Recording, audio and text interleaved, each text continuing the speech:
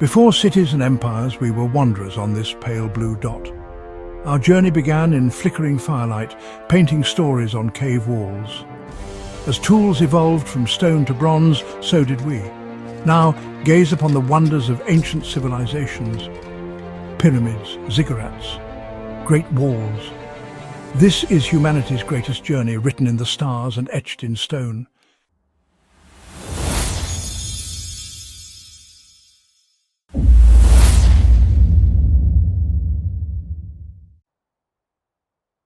Imagine a land where the sky stretches to infinity and the wind whispers tales of thunder.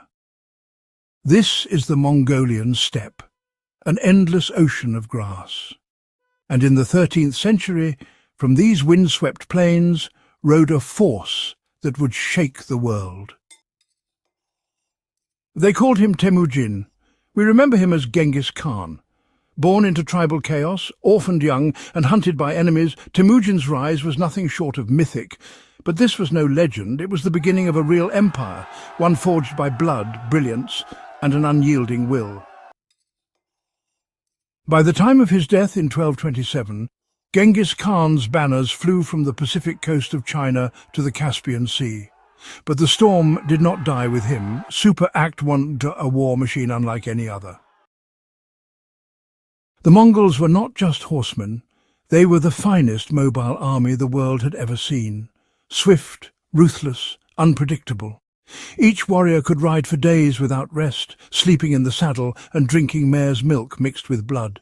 Their weapons, composite bows that could punch through armour at 200 meters.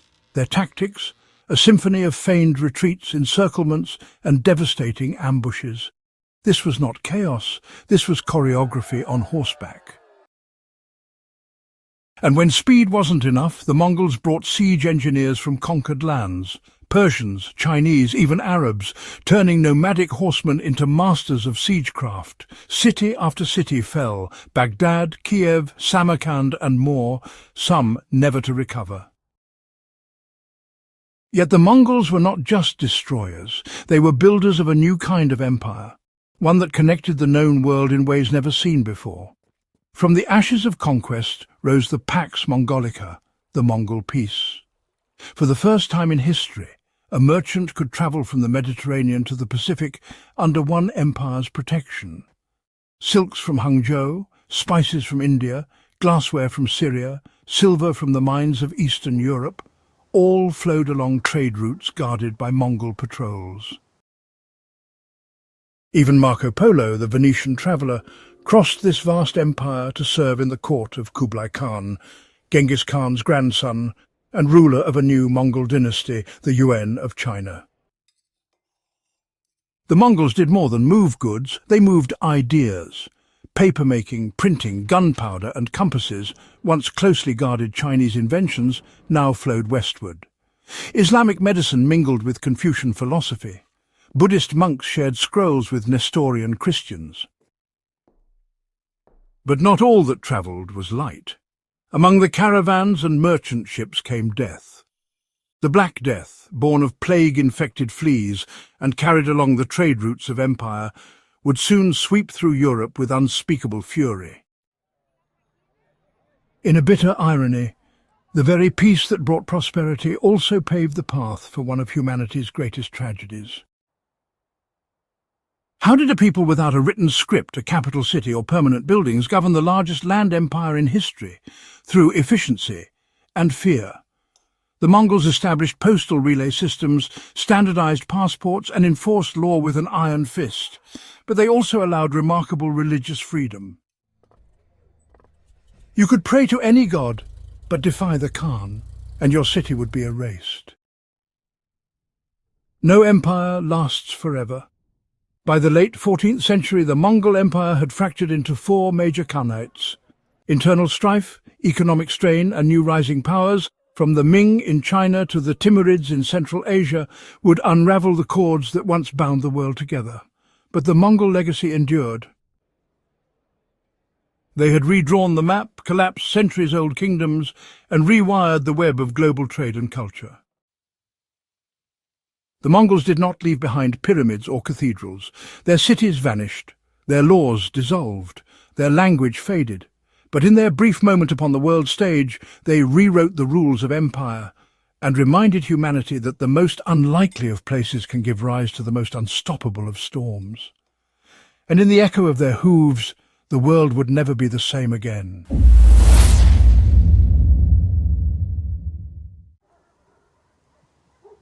It began with a whisper, a cough, a chill, and then nothing was ever the same. In the mid-14th century, a shadow descended upon the known world. Invisible, relentless, indifferent. It was called many things: the great mortality, the pestilence, the wrath of God. We know it today as the Black Death.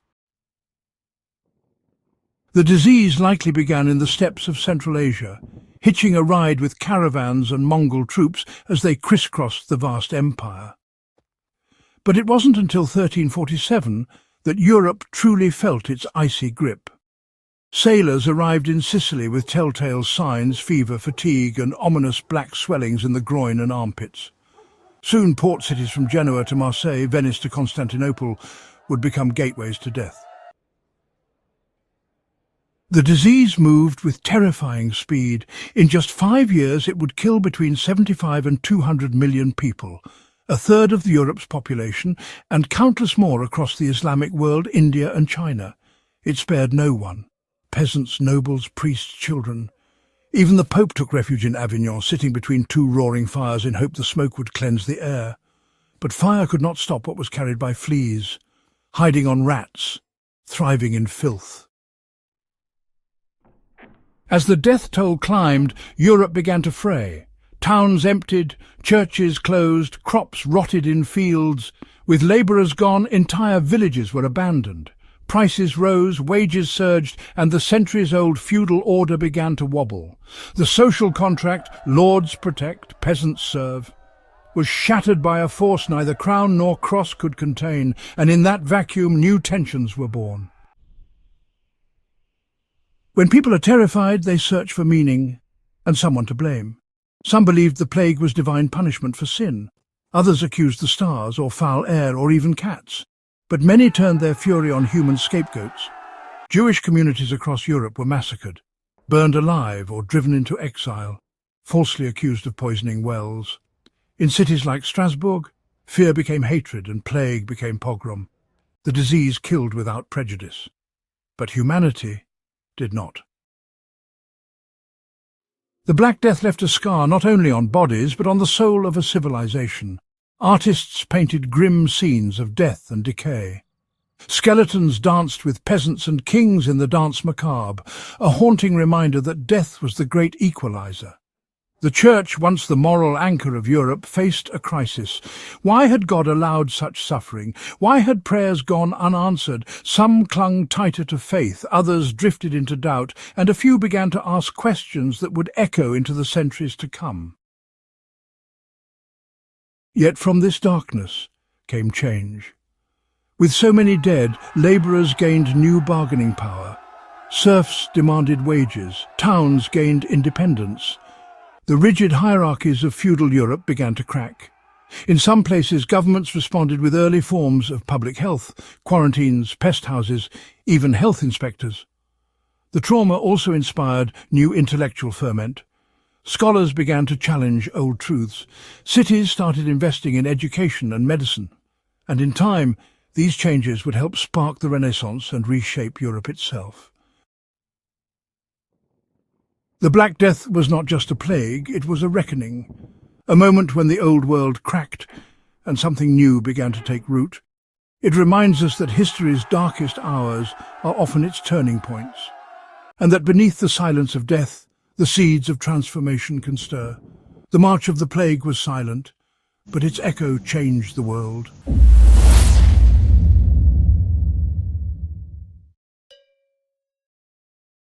In the wake of death came light. In the ruins of plague, amid the ashes of old empires, a flicker of something ancient began to glow once more. It was not a revolution of swords or conquests, but of paintbrushes, parchment and possibilities. This was the Renaissance, a rebirth of reason, art and the boundless power of the human mind. For centuries, the wisdom of antiquity had slumbered in dusty libraries and forgotten corners of monasteries. Now it stirred again. Across Italy, scholars like Petrarch scoured old texts, rediscovering the works of Cicero, Homer and Plato. To them, these were not relics, they were revelations. A new philosophy emerged, humanism, one that placed man, not heaven, at the centre of inquiry, that celebrated the potential, the dignity, the creativity of the human spirit. If the Renaissance had a beating heart, it was Florence. Here, art, wealth and ambition fused in a dazzling display of cultural firepower. Banking dynasties like the Medici became patrons of the arts, turning their fortunes into cathedrals and canvases.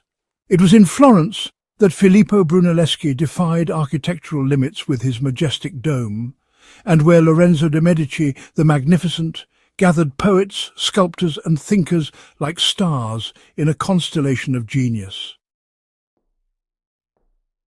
From this fertile soil bloomed a pantheon of brilliance. Leonardo da Vinci, painter, engineer, anatomist, dreamer, captured both the mystery and mechanics of life. His Vitruvian Man was not just a drawing. It was a declaration that man is a measure of all things. Michelangelo, with chisel and rage, coaxed living muscle from cold marble. His David stood not just as a hero, but as a symbol of human defiance, and Raphael, with serene brushwork, bridged heaven and earth in compositions of elegance and harmony. This was no mere art.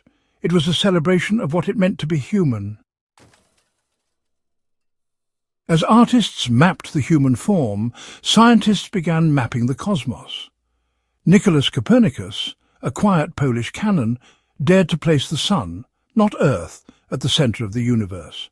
And Galileo Galilei, with his telescope and courage, confirmed what others feared to believe. He saw craters on the moon, moons orbiting Jupiter.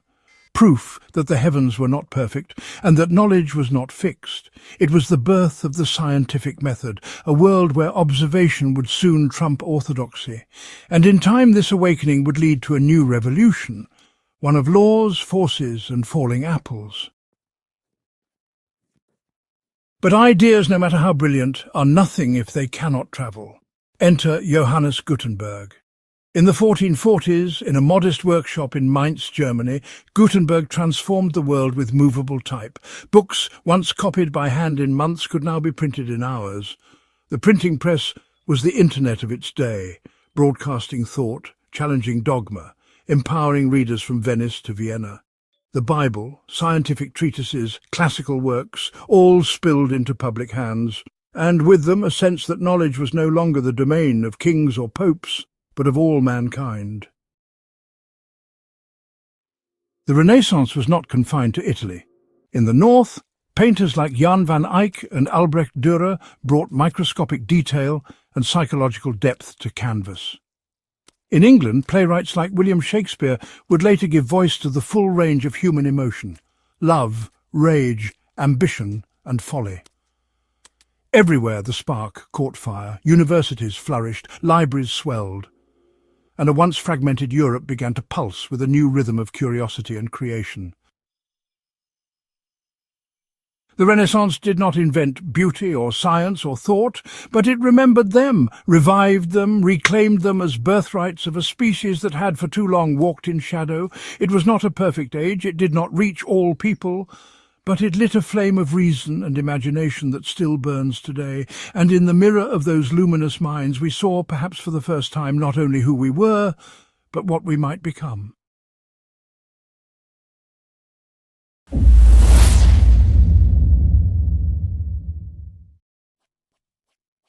For most of human history, the edge of the map was the end of the world. But in the 15th century, driven by ambition, faith and curiosity, humankind set sail beyond the edge and redrew the world. This was the age of exploration, an age of wonder and conquest, of connection and collision. The sea had always been a barrier, but now it became a highway. Thanks to the magnetic compass, improved ship design and the rediscovery of Ptolemaic geography, sailors could go farther and with more confidence. Kingdoms like Portugal and Castile invested in voyages to break the chokehold of Muslim-controlled land routes to the east. But they were not the only ones who dreamed of distant horizons. Long before Columbus set sail, another explorer had already commanded the largest naval expeditions the world had ever seen. His name was Zheng He, a Muslim eunuch, a trusted servant of the Yongle Emperor, and the face of Ming China's maritime might. Between 1405 and 1433, Zheng He led 7 voyages that reached as far as India, the Persian Gulf, and the coast of East Africa. His ships were floating cities, some over 400 feet long. His missions were grand pageants of tribute, diplomacy, and spectacle. But these were not voyages of conquest. They were displays of imperial splendor, China announcing its presence, not seeking possessions. And then it ended. In a startling turn, the Ming court recalled the fleets, burned the records, and sealed itself inland. The seas fell silent, and into that silence stepped the West. In 1492, a Genoese sailor named Christopher Columbus, backed by the monarchs of Spain, sailed westward seeking Asia, and stumbled upon a continent unknown to Europeans. He called it the Indies. It was not. But his voyage would change history forever. Columbus's landing in the Bahamas opened the floodgates to gold, to empire, to disease, and to unimaginable consequences for the peoples of the Americas. The world had been 2 hemispheres. Now it was one.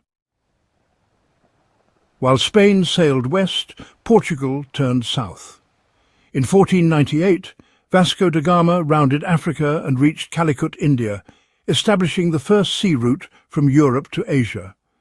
It was a commercial coup and a strategic one. Portugal soon built a vast trading empire stretching from Brazil to Goa to Malacca. Where Zheng He had offered gifts, Portugal now demanded ports. The era of maritime empires had begun. The age of exploration wasn't just about discovering new lands. It was about connecting old ones in ways never seen before. Goods flowed: silk, sugar, silver, coffee and tobacco. So did ideas, animals, technologies and diseases. The world became entangled in what historians call the Columbian Exchange. Europe gained wealth and resources. The Americas lost cultures, lives and entire civilizations. And in Africa, a dark new chapter was about to begin. The age of exploration was a triumph of navigation, but it was also a collision of worlds, one marked by bravery and brutality, by vision and violence. It shrank the earth and stretched human ambition to its limits, and in its wake nothing would ever be the same, because once humankind crossed the sea, there was no turning back.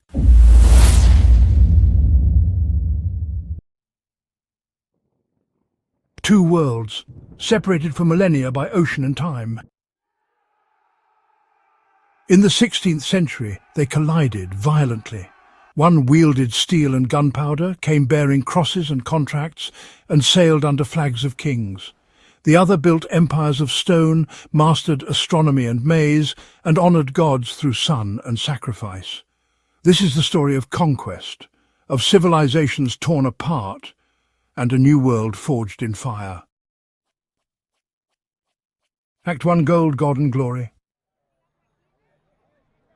The Spanish crown promised titles, treasure and salvation to those who dared sail west.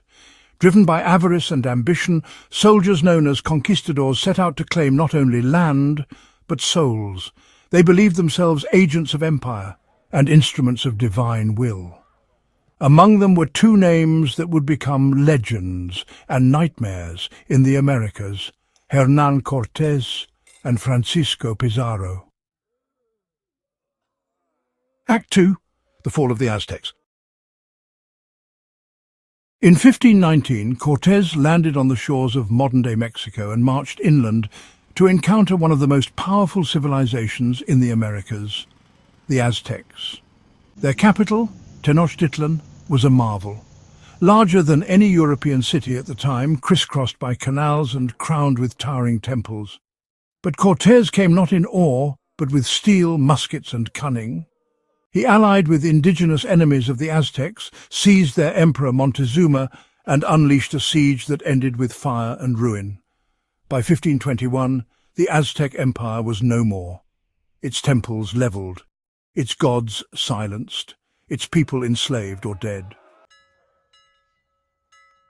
Act 3, the downfall of the Incas. A decade later, another empire would fall, one older than Rome and just as sophisticated. The Inca Empire stretched across mountains and deserts, held together by roads, messengers and discipline.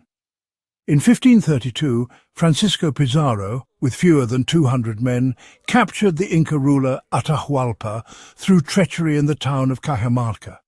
He demanded a ransom of gold, enough to fill a room. It was paid. Atahualpa was executed, and the heart of the Inca world was torn out. Act 4, Weapons of Empire.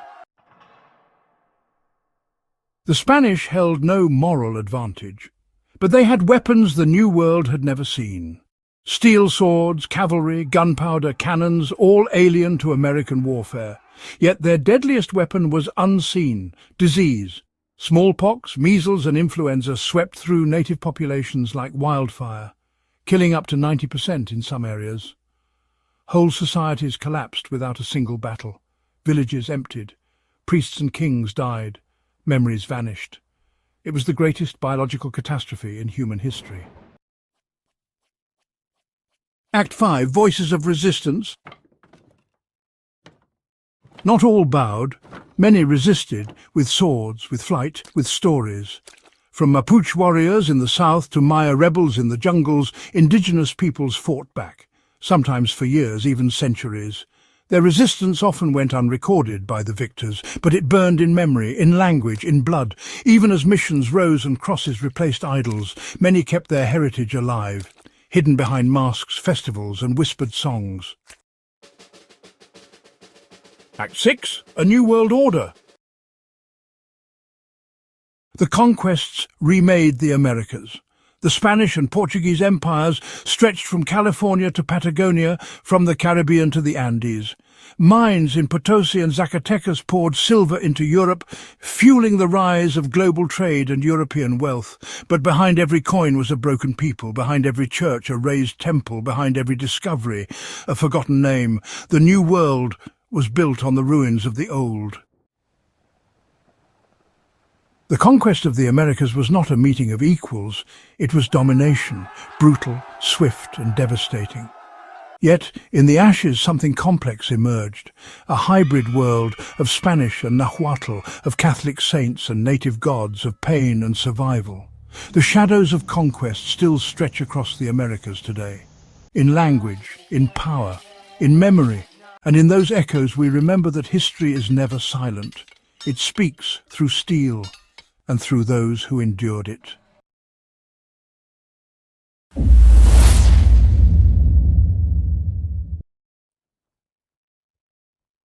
The sea once carried explorers, spices and silver, but by the 17th century it carried something else. Millions of lives, torn from home, shackled in darkness, and sold across continents. This was the Atlantic slave trade, a vast and violent enterprise that chained together 3 continents and scarred them forever. At the heart of the trade was a ruthless triangle. From Europe, ships sailed to West Africa, loaded with textiles, guns and rum. In Africa, these goods were exchanged for human beings, captured in raids, sold by rival kingdoms or betrayed by their neighbours. Then began the Middle Passage, a voyage across the Atlantic so brutal it claimed up to 2 million lives before they ever reached land. Those who survived were sold in the Americas. Their labour, on plantations of sugar, tobacco and cotton, fueled the profits that powered European empires. It was commerce built on cruelty, a machine of misery that ran for over 350 years. The Middle Passage was not just a journey. It was a descent into hell. Men, women and children were crammed below deck, often fewer than 2 feet of space per person. No sanitation, no light, barely air. Disease thrived. So did despair. Suicides were common. Some leapt into the ocean, choosing death over bondage. The journey could take weeks, sometimes months. Each day, the hold grew quieter, not from peace, but from death. The impact on Africa was catastrophic. Entire regions like the Gold Coast, Senegambia, and the Bight of Benin became hunting grounds. The strongest were taken, the young, the skilled, the future. Wars intensified as kingdoms like the Ashanti and Dahomey profited by selling captives to Europeans. A continent's social fabric unravelled, not through conquest but commerce. It wasn't just people who were stolen, it was generations. In the Caribbean, Brazil, and the American South, slave labour became the engine of empire. Plantations demanded endless toil. Life expectancy was often no more than a few years. Slaves were worked to death, then replaced, families were split, names erased, identities ground down. But even here, amid brutality, resistance burned. Slaves escaped to form free communities known as Maroons. Others rebelled, fiercely, even fatally. Their fight was not just for freedom, but for humanity. How could such horror be justified? Europe's rulers and thinkers called it necessary, civilizing, even ordained by God. Economists praised its efficiency. Priests urged conversion through bondage. Philosophers debated whether Africans were fully human. The moral frameworks bent and then broke. Yet in every port someone profited. From Liverpool to Lisbon, Nantes to Amsterdam, the slave trade bankrolled Europe's rise. And its legacy was written not just in ledgers, but in the souls of the stolen. Slavery would not be abolished until the 19th century, but its consequences never ended. The descendants of those taken live across the Americas today, shaping its music, its food, its language, its identity. But so too do the wounds. Systemic inequality, racial injustice, historical amnesia. The chains may have been broken, but the shadow remains. And in remembering, we honour those who endured and those who never made it to shore. The Atlantic slave trade was not an aberration. It was a system, planned, sanctioned and sustained across centuries. It shaped the modern world, its borders, its wealth, its people. We cannot undo its pain, but we must remember it, confront it and learn from it. Because history is not just what we inherit, it's what we choose to carry forward.